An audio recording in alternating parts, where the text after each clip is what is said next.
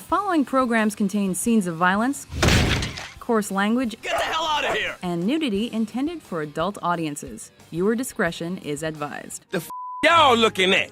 Welcome to WatchMojo.com, and today we're counting down our picks for the top 10 adult cartoons. For this list, we've defined adult cartoons as shows that are not necessarily inappropriate, but that feature humor that's inaccessible to kids. I thought you said start slacking off. Not slacking off. We've ranked our list based on overall impact, not current level of popularity, and have excluded shows that aren't technically cartoons. Sorry, Robot Chicken. This happens more often than you'd think. Number 10, Archer. Ironic, isn't it? I'm not sure that's technically irony. What? This is like O. Henry and Alanis Morissette had a baby and named it this exact situation. No, Yes, it is! If James Bond and Don Draper's kid was raised by Charlie Sheen, it'd be Sterling Archer. What? A party boy and mama's boy, Archer won't hesitate to tell you he's the world's most dangerous secret assassin. An irreverent muddle of eras, references, and inappropriate jokes, this FX show won 2012's Critics' Choice Award for Best Animated Series, so Archer will likely be treating women like crap for years. But you promised me breakfast. You want breakfast? Try the diner. You're obviously into Greek. Get it? Thank you, Abelard. Number 9, Aqua Teen Hunger Force.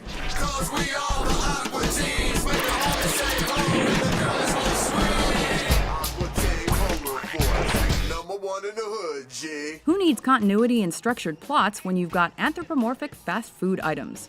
Spun off from Space Ghost Coast to Coast, this show was originally planned as a crime-solving story a la Scooby-Doo, but that was quickly abandoned in favor of the surreal adventures of Master Shake, Frylock, and Meatwad. I don't know what to tell you. Random, sometimes violent, and often nasty, Aqua Teen Hunger Force is absurd, and fans are loving it. See, all I know is ball and good and rape.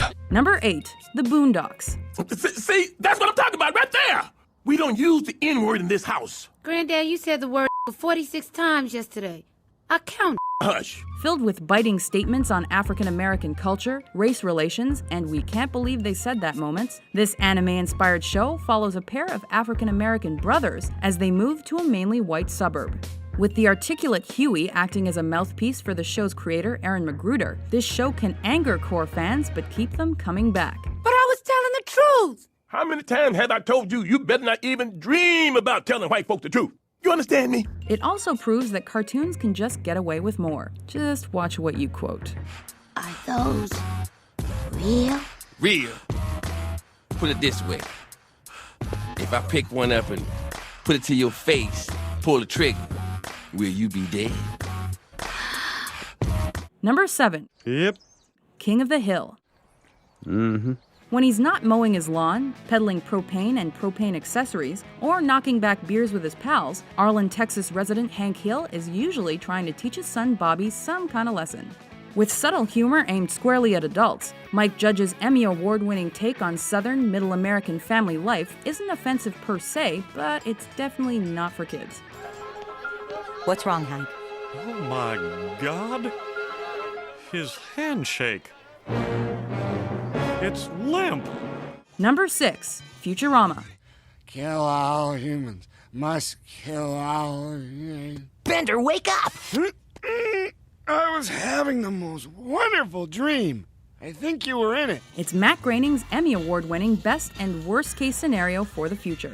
Darker than the Jetsons, more surreal and vulgar than the Simpsons, this cult hit show tracks Fry, a pizza delivery boy who gets cryogenically frozen and wakes up in $29.99, where celebrity heads, aliens, and boozy robots live freely. Spock? Hey, do the thing. I don't do that anymore. Both high and lowbrow, it's packed with references that make sci-fi nerds go nuts. Here's Stadium, where our women basketball teams play. We know can dunk, but good fundamentals. That more fun to watch. Oh, God, you're killing me. Oh, God, you're killing me. Number 5, Beavis and Butthead. Cool. We're there, dude. Like Futurama, this show's popularity earned it a second life. Lewd, crude, rude, and sometimes blamed for prompting criminal behavior, Beavis and Butthead are the moron twins of Generation X. They unite to score with chicks, eat nachos, and comment on music videos, and vulgarity always ensues. This chick's got kind of like a big mouth. Yeah, really. And her nose is kind of big, too. And you know what they say about having a big nose. Oh, yeah. She probably's got a big schlong, too. Yeah. Despite its idiotic veneer, this series is hailed as a haven of intelligent and subversive comedy thanks to creator Mike Judge. Yeah. We learned a lot. Yeah. Number 4, The Ren and Stimpy Show.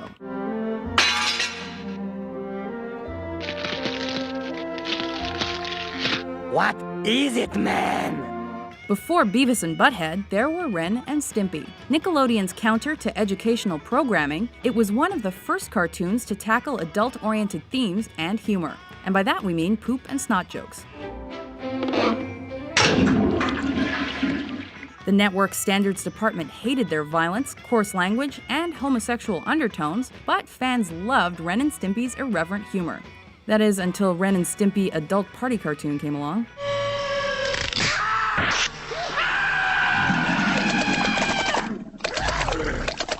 Number 3, Family Guy. No. Just because there's a talking dog doesn't mean it's kid-friendly. At times racist, sexist, and any other ist imaginable, the Griffin family makes us laugh, especially when we know we shouldn't. Mama, may I have cookie? No, Diabito. Roll back to kitchen. Oh! It's that combo of wit, controversy, pop culture references, cutaways, and musical numbers that brought Family Guy back from the brink twice. With Emmys and spin-offs galore, Seth MacFarlane is the new king of off-color cartoon comedy. Hey. I your dad. Number 2, South Park. Wow, we're sorry your mom's a whore, dude.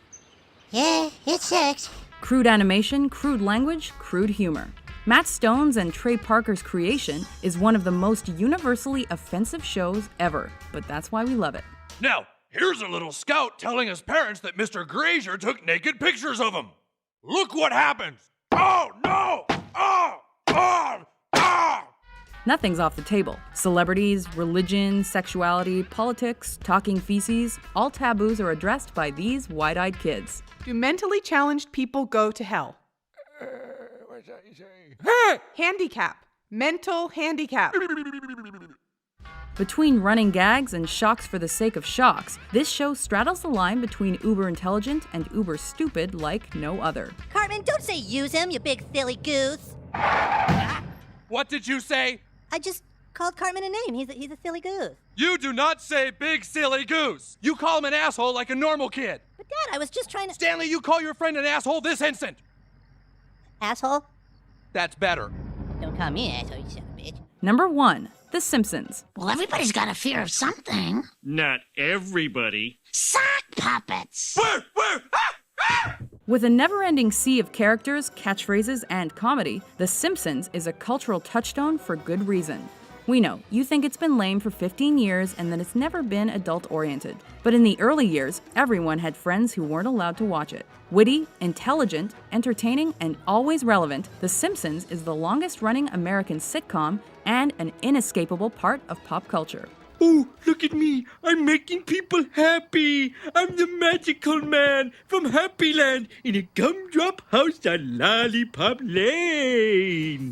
Do you agree with our list? If you don't read the newspaper and the only TV you watch is the MTV, you shouldn't be allowed to vote. Which adult cartoon were you most likely to watch behind your parents' backs? For more great top 10s about your favorite shows, be sure to subscribe to WatchMojo.com. Screw you guys. I'm going home. Cartman! Screw you guys. Home.